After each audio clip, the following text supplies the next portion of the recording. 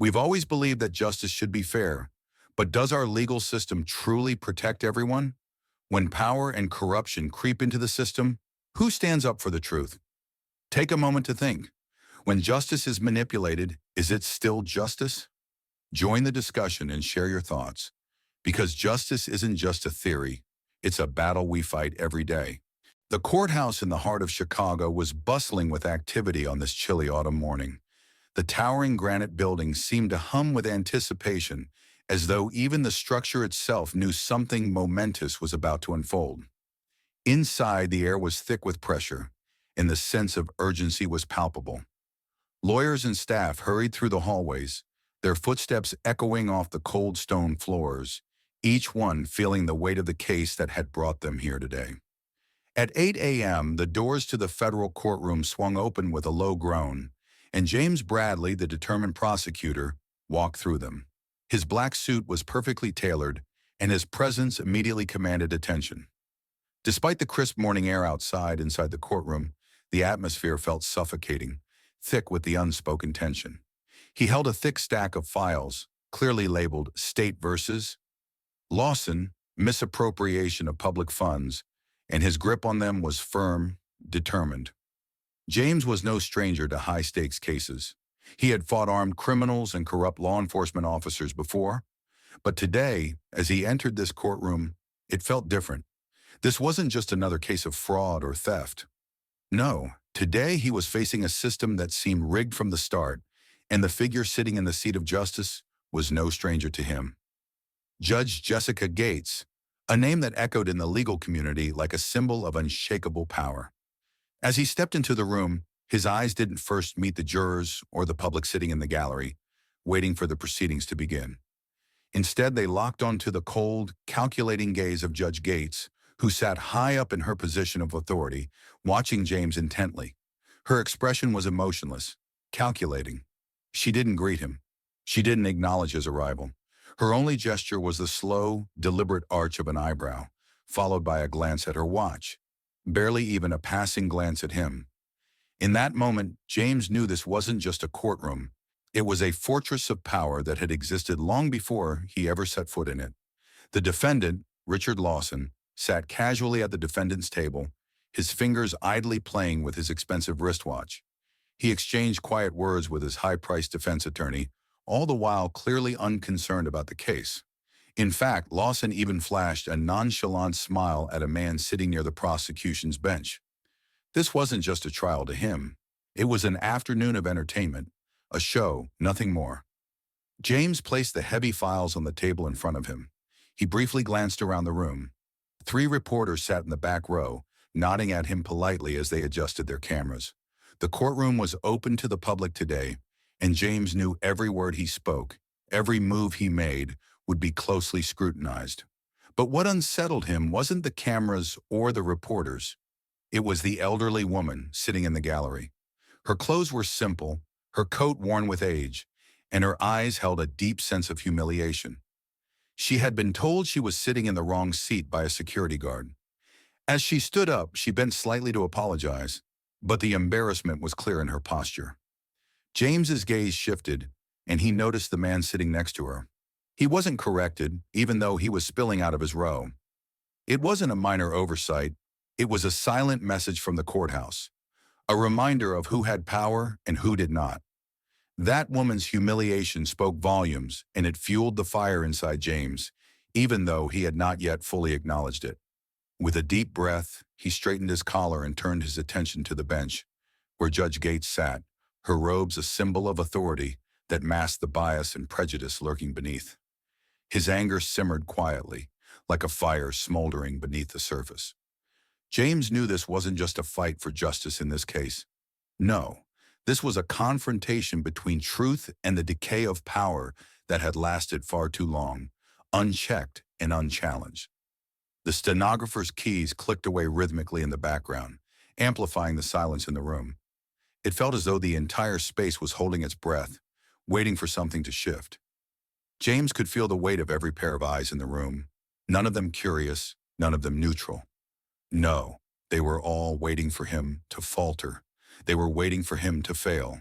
The defense attorney, an older man with the polished air of someone who had come from a high-end cocktail party, leaned back slightly in his chair. He exchanged a knowing glance with Judge Gates. The room was like a stage, and James had not been given the script. Judge Gates finally broke the silence, her fingers lightly tapping the file in front of her, her gaze still fixed on James. It was slow and deliberate, almost as if she were savoring the moment. "I hope Mr. Bradley isn't here to turn this into a circus," she said flatly, her words cutting through the air like a knife. There was no mention of the case, no recognition of James's position as a prosecutor, just a single dismissive sentence designed to make him feel small, unworthy, and out of place. For a moment, James didn't flinch, but inside, something cold and sharp sliced through him. He realized in that instant, this wasn't just a courtroom. He wasn't facing a judge. He was facing a man, or in this case, a woman, who had already chosen her side, a side that cared nothing for justice, truth, or fairness. A side built on power, arrogance, and the belief that those who sit at the top are immune from accountability. The laughter in the back of the room was soft, mocking, just loud enough for James to hear. The room wasn't just watching. They were waiting for him to fail, to stumble, to be torn apart. They expected it. It was a game, and they were all complicit. James's grip on the files tightened, his fingernails digging into the paper. The pressure in his chest grew heavier with every passing second, but it was nothing compared to the fire that began to rise inside him. He had been here before. The feeling of being the only one who didn't belong in a room full of people who had all the power. But this time, it was different. He wasn't just fighting a system that was unjust. He was fighting a system that was already rigged, already set in place. The judge wasn't impartial. The defense wasn't interested in the truth. They had already chosen their winners and losers. James knew, deep in his bones, that if he faltered even a little, he would be crushed. Not because he was wrong, not because he didn't have the truth on his side, but because he had dared to step into a world that was never meant for someone like him. And so, as he stood there in the center of the storm, he knew one thing for certain. This battle wasn't just about winning a case. It was about fighting for something bigger than himself. James stepped up to the podium, the heavy weight of his thoughts pressing down on him. He opened the thick file in front of him, pulling out the first piece of evidence, a detailed financial report showing the unusual transfers of public funds into a shell company owned by Richard Lawson. The documents were signed and stamped, authentic and indisputable. This was the core of the case, the evidence that could bring down a system of corruption that had been hidden for far too long. As he cleared his throat and began to speak, he could feel the eyes of everyone in the room on him. The weight of their scrutiny was suffocating, but he stood tall, his voice steady, his words precise. "Your Honor," he began, his voice cutting through the heavy silence, "the evidence I am about to present shows millions of taxpayer dollars being funneled into Mr. Lawson's personal company. These funds were illegally transferred, violating both state and federal regulations." James could feel his pulse quicken as he scanned the room, searching for some sign of acknowledgement. The jury, as expected, avoided his gaze. The clerk, the court officers, the security, none of them looked at him with any understanding or empathy. Their faces were stony, neutral, as if they had already chosen their side. But then the voice from the bench interrupted, sharp and dismissive. "I hope Mr. Bradley isn't here to turn this into a circus," Judge Gates sneered, her gaze cold and calculating. "I have no interest in listening to tedious numbers and financial reports. Get to the point." Her words struck James like a slap in the face, and for a brief moment, the room seemed to hold its breath. He had expected resistance, but not this level of disdain. Not from someone who was supposed to be the impartial guardian of justice. She wasn't just dismissing the evidence, she was actively undermining it, belittling the case he was presenting as if it were a mere distraction. He didn't flinch. He had prepared for this. He had been through enough to know that moments like this were part of the battle. He could feel the pressure mounting, but his voice remained unwavering. "Your Honor," he continued, "the numbers here are not just boring details. These are the traces of corruption. These are the public funds that have been stolen, funneled into a company with no legitimate business. I urge you to allow the jury to examine these documents as they are crucial to the integrity of this case." The room was silent. No one dared to speak. Even the defense attorney, who had been leaning back smugly in his chair, seemed to have taken a step back. The tension was palpable, and for the first time in the proceedings, James felt a flicker of hope. The evidence was clear. It was undeniable. But that hope was short-lived. Judge Gates leaned back in her chair, her fingers drumming slowly on the desk in front of her. She barely glanced at the papers James had laid out before her, clearly uninterested. She took a long, drawn-out breath, and when she spoke, her voice was dripping with condescension. "Figures, Mr. Bradley. Not this again." She didn't even look at the documents he was presenting. "This is nothing but a pile of numbers. Your case would be far more compelling without all these tedious details." Her disregard for the truth was blatant, and it was clear she was doing everything she could to dismiss James, to silence him before he could get his point across. The defense attorney snickered under his breath, and the few people in the back of the room who had been quietly following the case exchanged knowing glances. It was as if the entire room was in on a secret that James wasn't supposed to uncover. James stood still for a moment, the weight of their indifference pressing on him.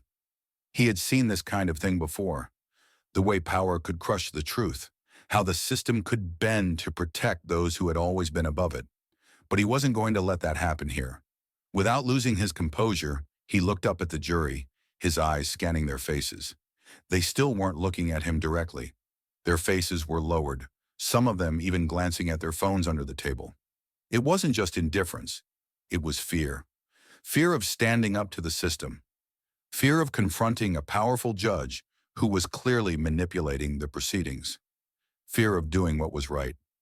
But James didn't let their silence discourage him. He had come this far, and he wasn't about to back down now. "Your Honor," he said, his voice steady but with a hint of steel behind it, "the documents I have presented here were collected under subpoena from the State Treasury Department. They have been verified by 3 independent financial agencies. These are not just numbers. These are the financial records of a man who has stolen from the public, and I will not let you dismiss that fact simply because it makes you uncomfortable." His words hung in the air, and for a moment the room seemed to hold its breath. It was as if everyone was waiting for the next move, the next attack, the next play, and James knew it was coming. Judge Gates shifted in her seat, the contempt in her eyes deepening. "I said it's invalid," she snapped, finally looking at him, her eyes cold and unblinking. "These records mean nothing." The finality in her tone was chilling. It was as if she had already made up her mind. Nothing he presented would be enough to sway her. The truth didn't matter to her. The evidence didn't matter. This was about power, and she would stop at nothing to protect it. And yet the room wasn't as silent as it had been before. A murmur rippled through the crowd. Some of the jurors were leaning forward now, their eyes widening. A few of them exchanged glances, as if they were beginning to understand the weight of what was happening. James could feel the momentum shifting, but he wasn't done. Not by a long shot. He stood tall and pushed forward, not retreating an inch. "Your Honor," he said, his voice now resolute, "I will let the next piece of evidence speak for itself." The room was thick with tension. James Bradley knew that this was a turning point, a moment that could either break the case or push it forward into the light. He had already been dismissed, belittled, and humiliated by Judge Gates, but he was determined to not let it end here. With a quiet but steady motion, he pulled out the next piece of evidence, a contract between the city and Richard Lawson's real estate development company. It was a standard document, but it held something far more significant, a trail of deceit that, when fully exposed, would unravel the very fabric of the case. He placed the contract on the projector for everyone to see. The document was clear.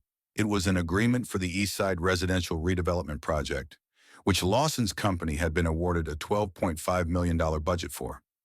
James stood silent for a moment, allowing the image of the contract to settle in front of the jury, in front of everyone in the room. This was the moment where the truth would be undeniable. The impact of his words hung in the air, but it was clear that Judge Gates was unimpressed. She leaned back in her chair, as if she were hearing nothing more than a mundane complaint. Her lips curled into a dismissive smile, and she spoke without even glancing at the screen. "I'm sure you'll find that these documents don't mean much in the grand scheme of things," she said coldly. "This is just a discrepancy, maybe a typo or a minor mistake." James could feel his chest tighten. He had anticipated this, but it didn't make it any easier. How could someone look at the evidence, a blatant misallocation of taxpayer money, and dismiss it as a minor mistake? How had the law become so easily twisted to protect the powerful?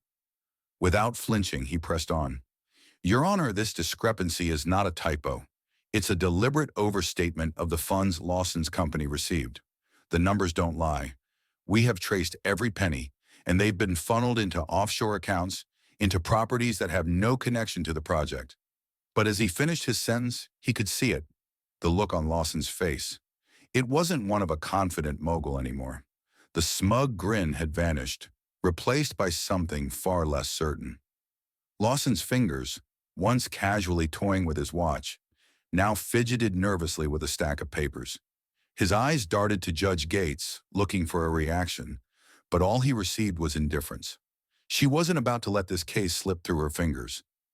James could feel the tide turning, but only just. The defense attorney remained unfazed, though. He tapped his pen against the desk and exchanged a glance with Gates, as if everything were still under control. But for the first time in the room, James wasn't sure whether the defendant or his allies truly believed they were in control. He had the evidence, and he was starting to see the cracks. Turning back to the evidence on the screen, James grabbed another document from his stack. This time it was a form allowing out-of-budget transfers, signed, stamped, and approved by none other than Judge Gates herself. The signature was bold, unmistakable. There it was, her approval, allowing Lawson's company to exceed the approved budget by millions. As the document flashed on the screen, a hushed silence fell over the room. It was as though everyone could feel the weight of the moment. For a brief moment, even the stenographer stopped typing, her eyes widening at what was unfolding before her. The courtroom was holding its breath.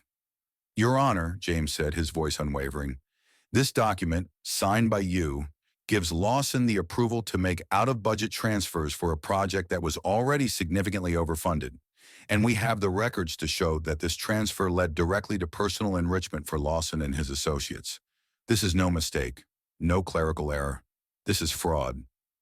There was no response from Judge Gates at first. She didn't even acknowledge the document.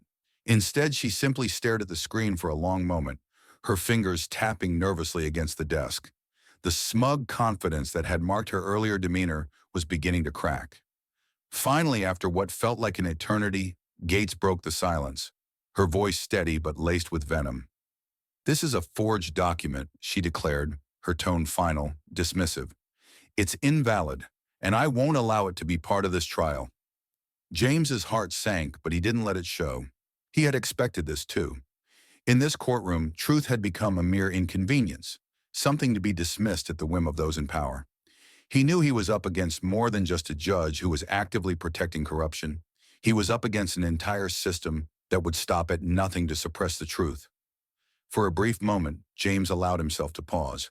He could feel the tension building, the eyes of the room on him, watching every movement, every word. He wasn't just fighting for this case anymore. He was fighting for everything he believed in, the integrity of the justice system, the sanctity of truth. But there was one thing left to do. With steady hands, James reached into his briefcase and pulled out the final piece of evidence. It was the original copy of the subpoenaed documents, the official records that had been verified by federal agencies and independent auditors. This was the real deal, the last nail in the coffin. As he slid the document across the table toward Judge Gates, he could feel the weight of the room shift. This was it, the final blow. The truth had a voice, and it wasn't going to be silenced any longer. The air in the courtroom felt heavier with every passing second. James Bradley stood at the podium, his eyes locked on Judge Gates, who now appeared less like a symbol of authority and more like a cornered animal. The documents he had presented, unquestionable, irrefutable, had laid bare the corruption that had been festering in this courthouse for years. Yet Gates remained defiant, clinging to her power as if it were the only thing that mattered. Her face was flushed with anger, her lips pressed tightly together. It was clear she wasn't used to being challenged, especially not in such an open, unforgiving manner. But James didn't flinch. His mission had always been bigger than just this trial. It was about justice, about tearing down a system that had allowed people like Gates and Lawson to manipulate the law for their own gain. "You continue to refuse the truth, Your Honor," James said, his voice calm but firm. "But we all know what's happening here. This isn't about your legal expertise or procedural authority. This is about a broken system that you've helped sustain. By covering up crimes for the powerful, by manipulating justice to protect yourself and those who have the means to control it." The silence in the room felt suffocating as James's words echoed through the courtroom. The jury sat motionless, some eyes widening in disbelief, others glued to the evidence that had been presented. The reporters in the back row were no longer just observers. They were witnesses to history unfolding before them. Judge Gates's eyes narrowed, and she snapped, her voice rising with an edge of panic. "I won't tolerate this insolence, Mr. Bradley. You have no idea what you're dealing with." Her voice trembled, and for the first time, there was fear in her tone. Fear that someone might finally expose her for what she truly was. A liar, a criminal hiding behind the robe of justice. The room could feel the shift in the atmosphere. For the first time in this trial, Gates was no longer the figure of unchallenged power. She was vulnerable. But James wasn't done. He stepped forward slightly, his eyes never leaving the judge, his demeanor resolute. "You don't get to decide what's tolerated anymore, Judge Gates. The truth has already been spoken, and now it's time for it to be heard." His words were a challenge, a demand for justice that had been ignored for too long. He could feel the eyes of the room upon him. The jury, the audience, the court officers, everyone was watching to see what would happen next. The truth was on display, and it was undeniable. There was no way for Gates to hide from it anymore. With a final, deliberate motion, James pulled out the last piece of evidence he had been holding back: the recording. The audio had been obtained through a federal investigation and was now going to expose the most damning detail yet. He hit the play button on the courtroom sound system, and the room fell completely silent as the unmistakable voice of Judge Gates filled the air. "I don't care how. Just make sure she never touches the ledger," the voice said coldly. It was unmistakable. It was her voice. The room was stunned into complete silence as the implications of those words sank in. There it was. Judge Gates herself, caught on tape, giving the order to prevent anyone from revealing the corruption. She had been complicit in hiding the evidence, in protecting the guilty, and in manipulating the trial in Lawson's favor. The air seemed to thicken with disbelief. The stenographer dropped her pen, her hands shaking as she processed the weight of what had just been exposed. Lawson, who had sat so confidently earlier in the trial, now looked like a man who had just been caught in a trap. His face drained of color, his fingers gripping the table in a nervous tic. For the first time, Gates appeared shaken. She stumbled slightly, trying to regain control, but the damage was done. Her power had crumbled in an instant, exposed for the world to see. The very foundation she had built her career on, manipulating justice, had cracked wide open. She slammed her gavel down with a force that reverberated through the room, but it was weak, hollow. "This is inadmissible," she growled, trying desperately to assert control. "This evidence has no merit." But James wasn't about to let her spin this. "It's not your decision anymore, Your Honor," he said, his voice clear, cutting through her protests. "This is bigger than your courtroom. This is about truth, and truth has a way of finding its way to the surface, no matter how hard you try to bury it." The words stung, and for a fleeting moment, Judge Gates looked like she had been struck. Her face flushed even deeper, and she seemed to shrink back into her chair. The gavel was no longer a symbol of authority. It was just an object in her hand that she no longer controlled. The room had shifted. The weight of the truth had crushed her, and there was no coming back from it. But it didn't end there. The court officers, the staff, the jury, they were all witnesses now.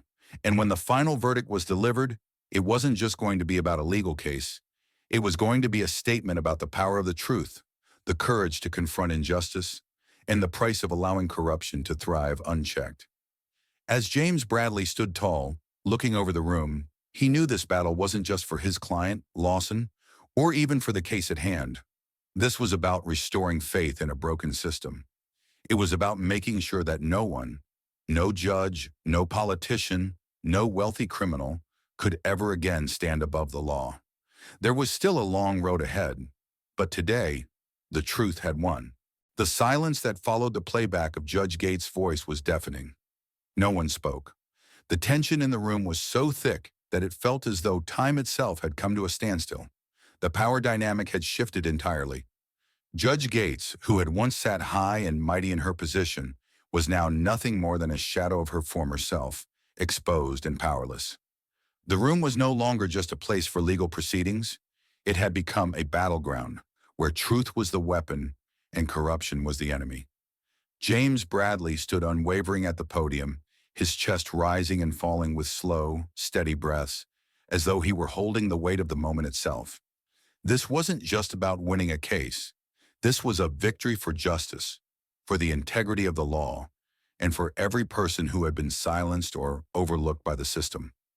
James glanced at the jury, their faces a mixture of disbelief and realization. Some were still processing the bombshell that had just exploded in the courtroom, while others were beginning to understand the magnitude of what they had just witnessed. Judge Gates had been caught, but it wasn't just her that had been exposed. It was the very system that had allowed her to operate unchecked, hiding behind the gavel, behind the facade of justice. The court stenographer had frozen, her fingers hovering over the keys, as though she too were in shock. The reporters at the back of the room frantically typed into their devices, capturing every word, every moment of this historic trial. The eyes of the nation were on them now, and they could feel the weight of their role in recording the end of an era of unchecked corruption. But as the moment stretched on, Judge Gates finally spoke, her voice no longer filled with authority, but with a desperation she could no longer hide. This isn't admissible. You have no proof, she stammered, trying to cling to the last shred of control. James didn't waver. He stepped forward, his gaze locking onto hers with unyielding determination.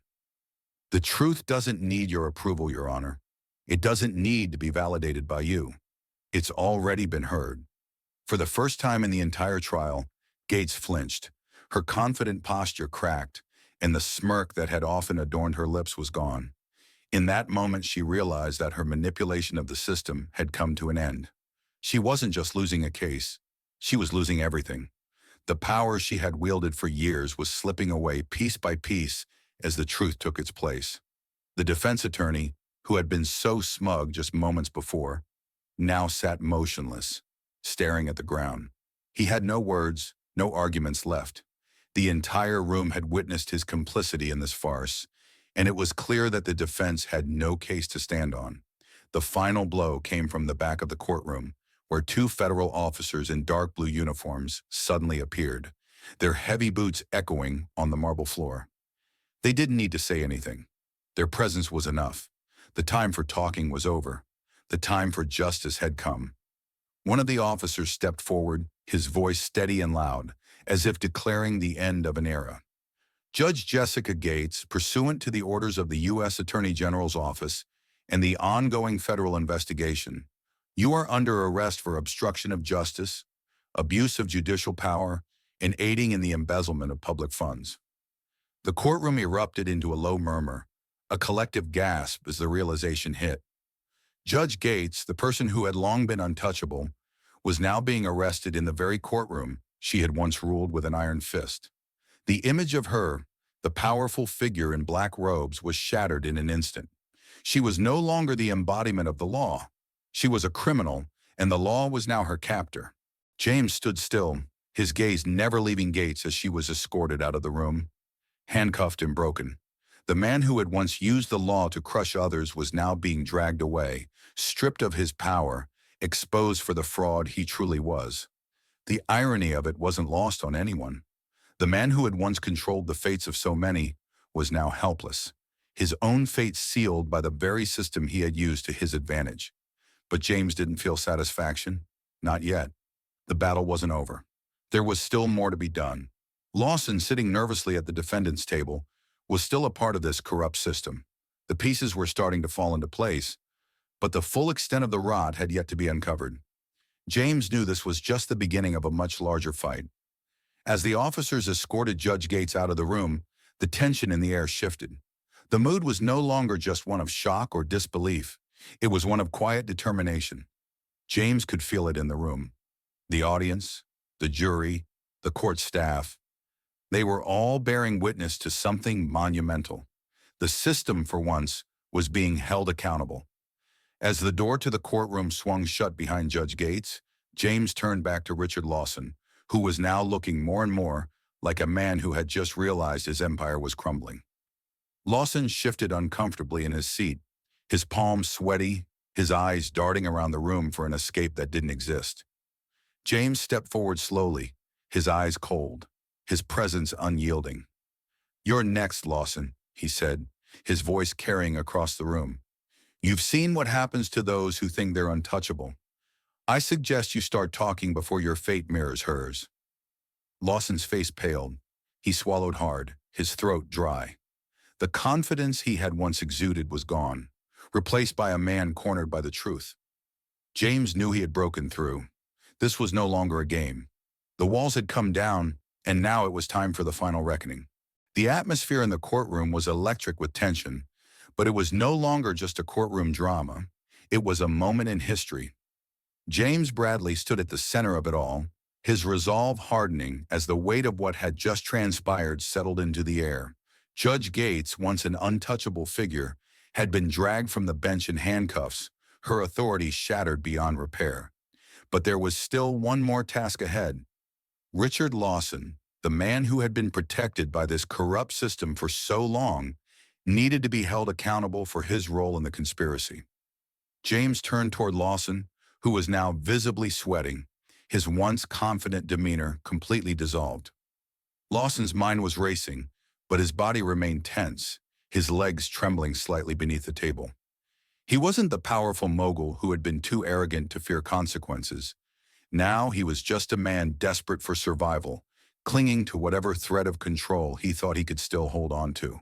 The defense attorney, who had spent the entire trial sneering at every move James made, now sat slouched in his chair, defeated.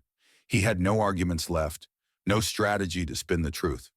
He was as exposed as his client, a participant in a system that had allowed their corruption to thrive unchecked. James walked across the courtroom floor toward Lawson, his steps slow but deliberate, each one echoing in the stillness of the room. He was close now, close enough to see the beads of sweat forming on Lawson's forehead, the way his hands clenched nervously at the edge of the table. For the first time in this entire trial, Lawson met James's gaze, but there was no confidence, no smirk, only fear. "I'm not the one you should be worried about anymore, Lawson," James said, his voice low but carrying an undeniable weight. "You've seen what happens when someone with power is exposed. Now it's your turn." Lawson shifted uneasily in his chair, but James could see that the man was no longer in control of his own fate. His mouth moved as though he was about to speak, but no words came out at first. Then finally Lawson's voice broke the silence. I didn't know it would go this far," Lawson stammered, his eyes darting nervously around the room. I was just trying to make sure everything stayed smooth. It was Gates. She said she could handle it. She made the decisions." James leaned in, his voice cutting through Lawson's defenses. "You knew exactly what you were doing, Lawson. You weren't just making business decisions. You were stealing from the public, lining your pockets with taxpayer dollars, and using Gates as your shield. Don't try to hide behind her now." Lawson's face flushed crimson, his hands visibly trembling. His empire, which had seemed so invincible just hours ago, was crumbling before his eyes. The weight of his actions was becoming clear to him now, not just the legal consequences, but the moral cost. The realization was starting to sink in. He had abused his power for years, destroying lives in the process, all in the name of wealth and control. With a shaky breath, Lawson finally spoke, his voice low and almost inaudible. "What do you want from me? I'll tell you everything. I'll give you names. I'll give you everything you need. Just don't let this end badly for me. James's eyes hardened and his voice was stern, but not without a hint of disgust. You think you can buy your way out of this? You think you can just name a few people and walk away? This isn't about saving yourself anymore, Lawson. This is about making sure that no one else gets away with what you did. You will pay for your part in this. No amount of money or names will change that. As James's words sunk in, Lawson's face twisted with panic. The weight of the situation was pressing in on him, and he realized too late that he had no leverage left. He had nothing but his words, and James was no longer interested in anything other than making sure Lawson faced the full consequences of his actions. Suddenly, the door to the courtroom opened, and two federal agents walked in, their presence commanding attention. They moved toward the defense table, where Lawson sat frozen in fear. His eyes flicked between them and James, the reality of his downfall dawning on him with full force. One of the agents stepped forward, pulling out a set of handcuffs. Richard Lawson, you are under arrest for conspiracy, embezzlement, and fraud, following the orders of Judge Gates to misappropriate federal funds. Lawson stood up, his knees buckling beneath him. He had no choice but to submit to the agent's orders, and as they placed the handcuffs on him, he looked back at James, his eyes wide with fear. I'm sorry, Lawson whispered, the words barely escaping his lips, as if he was seeking redemption, even though he knew it was too late. James didn't respond. He didn't need to. His job wasn't to offer forgiveness. His job was to ensure that justice was served. And in that moment, as the agents led Lawson out of the courtroom, James knew that he had done what he came here to do. The system, though flawed, had begun to heal itself. Judge Gates was behind bars. Lawson was following him. And for the first time, James felt that maybe, just maybe, things could change. As the courtroom began to settle into a new kind of silence, one that wasn't filled with deceit, but with truth, James looked around at the people in the room. The jury, the reporters, even the court staff, all had witnessed something extraordinary. Justice in its purest form had been served today. The powerful had fallen and the truth had risen. But James knew this wasn't the end. It was just the beginning. The fight for justice wasn't over. There were more battles ahead, more systems to tear down, and more people to hold accountable. But today he had made a difference, and that, for now, was enough. The courtroom had emptied, but the echoes of the trial still reverberated in the halls. James Bradley stood alone for a moment, looking out over the now quiet space where the battle for truth had unfolded just hours before. His hands were still clenched at his sides, the adrenaline from the confrontation still running through his veins. But as the weight of the moment settled, he allowed himself a brief moment to reflect. Judge Gates was behind bars, and Richard Lawson, once untouchable, was now facing the full extent of his actions. But the work wasn't over. The case, though monumental, was just one piece of a larger puzzle. James knew that today's victory wasn't the end of the fight. It was a battle and an ongoing war against a system that had allowed people like Gates and Lawson to thrive. As the last of the federal officers exited the courtroom with Lawson, the door swung shut behind them with a resounding finality. The silence left in their wake was different from what it had been before. It wasn't the silence of waiting, of uncertainty. It was the silence of a moment of clarity. The room had borne witness to the collapse of a corrupt empire, and now it seemed it was finally beginning to breathe again. In the weeks that followed, news outlets across the country exploded with reports on the trial's conclusion. The arrest of Judge Gates, once a powerful figure in the legal community, became a symbol for what could happen when those in power were held accountable. The case sent shockwaves through the legal system, sparking debates about reform, corruption, and the need for a more transparent judicial process. But even as the media buzzed, there was a question that hung in the air. What now? James Bradley knew that the real work was just beginning. The truth had been exposed, but the system had yet to be fully dismantled. People in power had been toppled, but there were still those who had benefited from the corruption, still those who would fight tooth and nail to preserve the status quo. The battle was far from over. James spent the following days meeting with officials, working with advocacy groups, and speaking to lawmakers who were eager to push for judicial reform. The momentum from the trial was palpable, and it felt like there was a real chance for change. But as the weeks wore on, James couldn't shake the feeling that the road ahead would be long and fraught with resistance. The truth, though powerful, was often easier to ignore when it threatened the comfort of those in power. But he refused to back down. This was bigger than just one case. It was about ensuring that the system, as flawed as it was, could be rebuilt. James believed that change wasn't something that just happened. It was something that had to be fought for, one victory at a time. He didn't have the luxury of time to rest on his laurels. The people who had supported the corrupt system would work tirelessly to rebuild their influence, to undermine the reforms he was pushing for. And so, James kept working. He traveled across the country, speaking at rallies, participating in forums, and building alliances with like-minded individuals. He didn't care about fame or accolades. What mattered was the mission. The truth had been spoken, and now it was time to make sure it was heard far and wide. Then came the day when James received a call from an old friend, someone he hadn't spoken to in years. Jasmine Crockett, the fierce attorney who had become an advocate for justice in her own right, had been keeping an eye on the developments and wanted to meet. "I've been following everything, James," she said when they met in a small cafe downtown. "What you did in that courtroom. That's what we need more of, but we can't let it be an isolated victory. We need to keep the pressure on.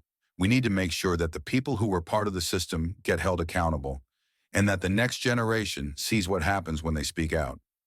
James looked at her, knowing she was right. She was a force of nature, someone who had dedicated herself to fighting the kind of corruption that had almost destroyed everything he believed in. Her fire and determination were infectious, and James found himself more convinced than ever that they had to work together. If they didn't, the battle would be lost, and the system would never change. "We need to make sure that the people who were involved in this aren't just forgotten. They have to face consequences, real consequences. But more importantly, we need to build a movement, something that doesn't just expose the corruption, but actively works to prevent it from happening again. We need to challenge the system, and we need to rebuild it from the ground up," James said, his voice filled with the kind of passion he hadn't felt in years. Jasmine smiled. "Exactly. We can't let it be a one-off. This is the beginning. We'll keep fighting, and we'll bring others into this fight. This is just the first step." And so, the journey continued. James Bradley and Jasmine Crockett became the faces of a new movement for judicial reform. Together, they traveled from state to state, speaking to communities about the importance of transparency, accountability, and fairness in the legal system. They organized rallies, held town halls, and met with activists who were working tirelessly in their own regions to address the injustices that had been allowed to fester for so long. In the months that followed, Gates's arrest became a turning point in the conversation about systemic corruption in the judicial system. But it was also a turning point for James. He had started as a prosecutor, but now he was becoming a leader, a symbol of the kind of integrity the system desperately needed. As he worked with Jasmine and countless others, he began to see a shift. A new generation of activists and lawyers were emerging, inspired by his fight for justice. The work wasn't easy, and it wasn't quick. But for the first time in a long while, James believed in the possibility of real change.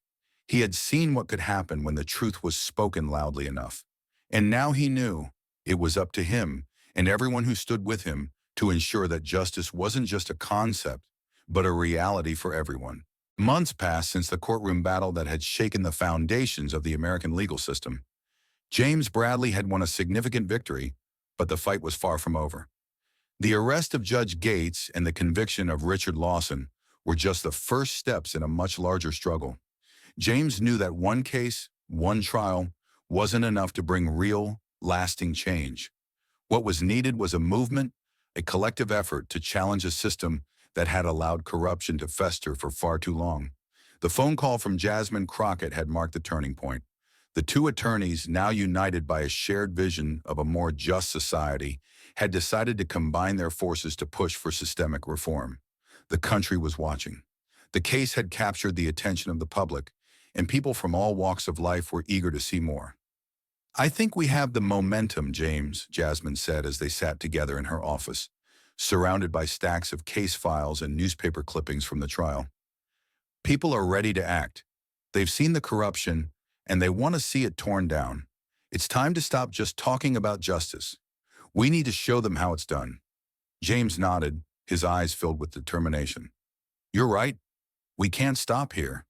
If we do, the system will just rebuild itself, stronger than before. We need to build a movement, one that's bigger than us, one that can carry the fight forward even after we're gone. They began strategizing, drawing up plans for a nationwide campaign. They would travel the country, speaking to local communities about their rights, about the power of their voices, and about how the legal system could and should serve them. Their message was simple but powerful. Justice isn't just something to be hoped for, it's something that must be fought for every day. James and Jasmine knew that they couldn't take on the system alone. They needed allies, activists, students, reformists, and everyday citizens who had been affected by the same corruption they had just exposed. They started building alliances, reaching out to lawyers and social justice organizations who were ready to take action. The media was already buzzing with the implications of the trial. News outlets were still running stories about the downfall of Judge Gates, and Lawson's arrest had become a symbol of how even the most powerful individuals could be brought to justice. But for James and Jasmine, this attention wasn't enough. They needed to create a long-lasting movement that could hold the system accountable, one that would demand real change. As they traveled to different states, meeting with communities who had long been marginalized or ignored, the movement began to grow. They held town halls, hosted rallies, and encouraged people to speak out against the injustices they had experienced. The faces in the crowds were varied: mothers, fathers, students, business owners, and even those who had once felt powerless in the face of a corrupt system. Together, they stood united in the fight for justice. One evening, at a rally in Detroit, as James took the stage before a crowd of several thousand, he felt the weight of what they had accomplished. The energy in the room was electric, and the faces around him were filled with hope, determination, and, above all, a desire for change. "We are no longer just fighting for one case or one trial," James said, his voice echoing in the evening air. "We're fighting for all of us.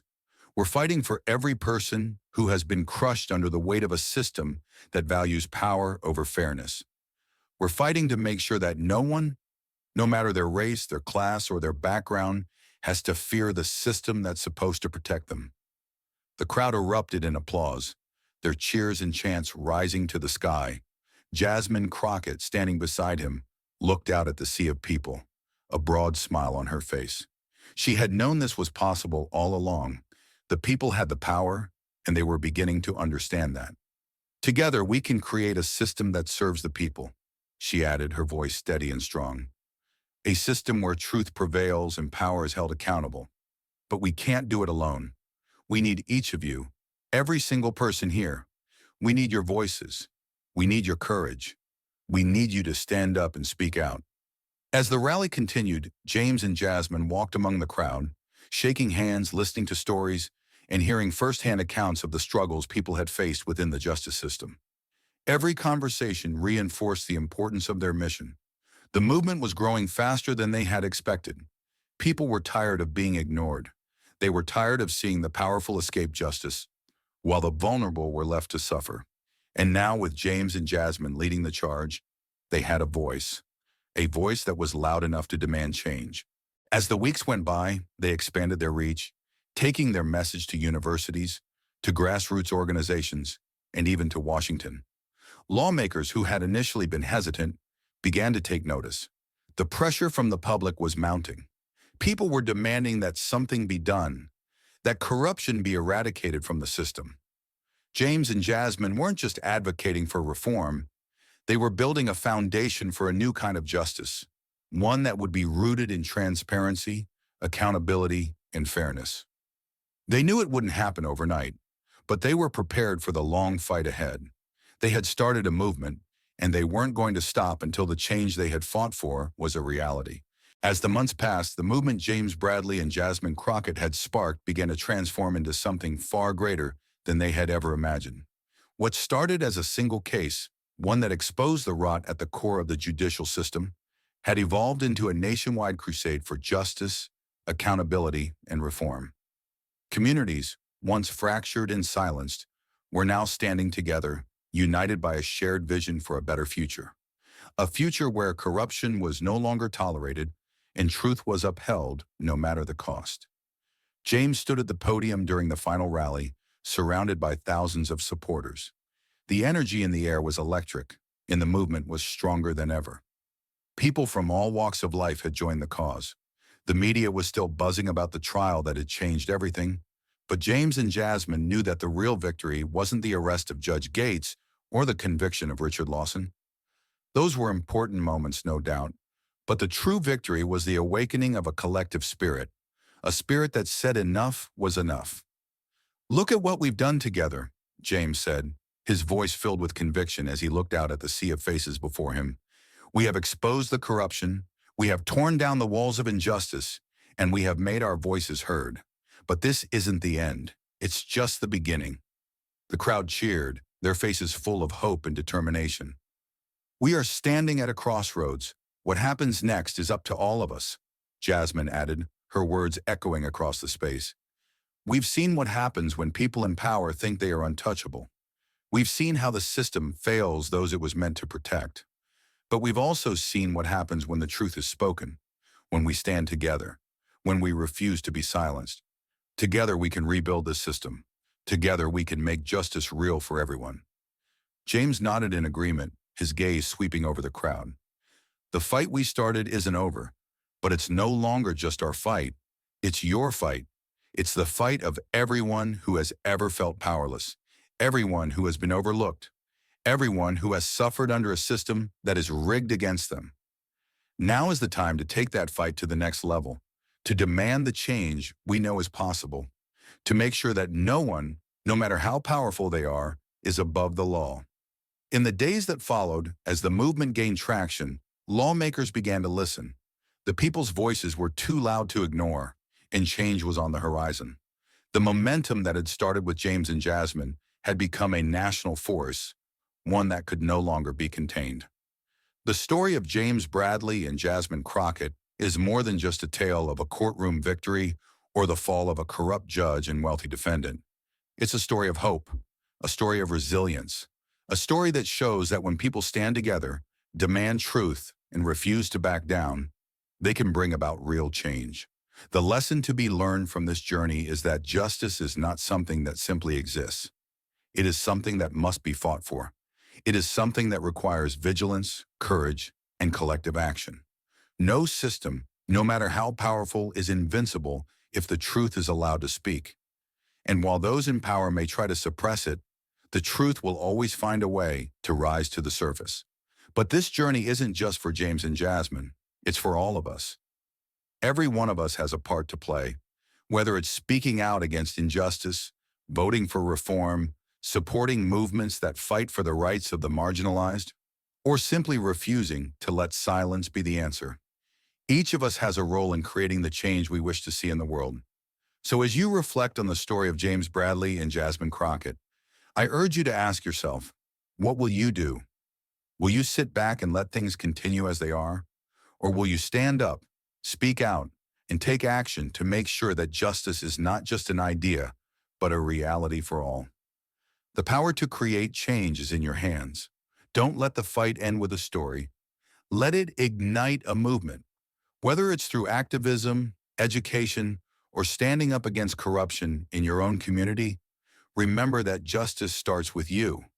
We've seen what happens when a single person stands up against the system. Now imagine what happens when we all stand together. The road ahead may not be easy, but together we can rebuild a system where justice isn't just for the few, but for all. Thank you for being part of this journey. Now it's time to continue the fight. The next chapter starts with you.